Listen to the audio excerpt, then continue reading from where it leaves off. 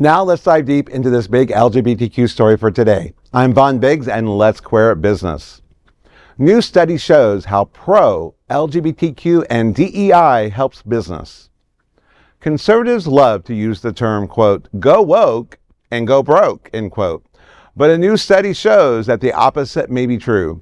Research by the Human Rights Campaign and Whistle Stop Capital that analyzed nearly 2 decades worth of data from the HRC's Corporate Equality Index and corporate earnings shows that companies that embrace DEI are more profitable than companies that don't. The analysis demonstrates that companies with high CEI scores saw greater cumulative revenue growth than low-scoring companies over a 15-year period. Over a 10-year period, top-scoring companies reported average net income more than 8 times higher than their lowest-scoring peers. Additionally, higher CEI scores were linked to greater gross profit and more stable share price performance, suggesting more consistent, long-term investor confidence.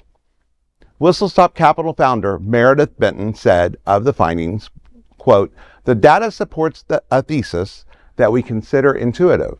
Companies don't grow by excluding talent or consumers.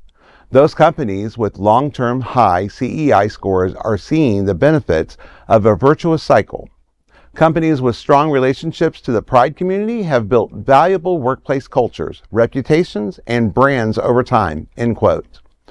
HRC President Kelly Robinson said, quote, this new data confirms what we have long known, fairness and inclusion, power innovation and growth. That's why the HRC Foundation's Corporate Equality Index was born more than 20 years ago. When businesses embrace LGBTQ+ equality in their policies and their practices, they're not just doing the right thing for their employees and their consumers. They're positioning themselves to outperform, out-innovate, and outlast their competitors, end quote. Queer News Tonight proposes that a new saying should be, quote, ditch DEI and watch your company die, end quote. I don't have anything to say to that. Well, no. For one thing, that has already been true. For example, Target.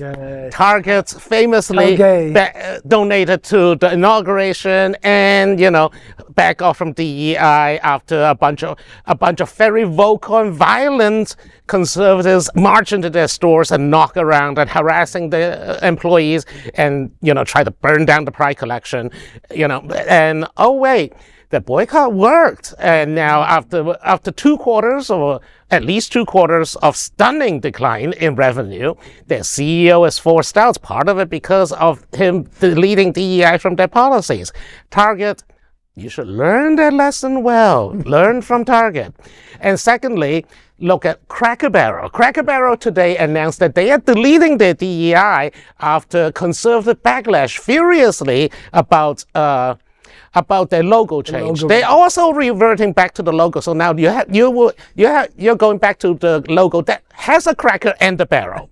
Now, and also, those with long enough memories will remember that Cracker Barrel is the subject of one of the highest profile anti-gay discrimination case, where the previous CEO in a gazillion years ago, in the 90s, literally witch hunt and fired LGBTQ people from their company.